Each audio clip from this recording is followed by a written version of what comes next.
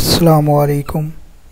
बहरिया town Lahore में houses for rent हैं 5 मरला के 10 मरला के, जिनकी रेंट तकरीबन 30,000 से 35,000 तक है।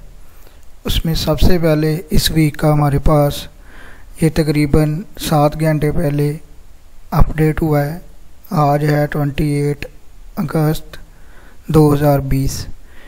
इसका रेंट 30,000 है। 5 मरला एरिया है, 1 बेडरूम है, 2 बाथरूम है।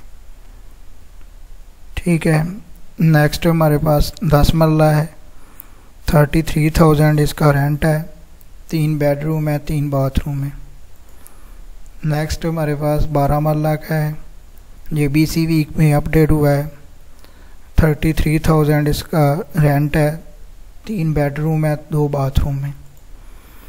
इन सब के लिंक्स मैंने डिस्क्रिप्शन में ऐड कर दिए हैं। आप उधर से क्लिक करके directzamin.com पे आके इधर कॉल पे अगर क्लिक करेंगे तो आप एजेंट का नंबर शो हो जाएगा आपको इस तरह, तो आप उससे रब्ता कर सकते हैं।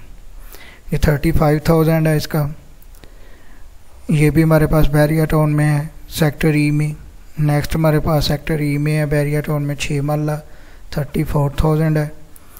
नेक्स्ट हमारे पास बहरिया टाउन होम है, सेक्टर ई में है, इसका 35,000 है।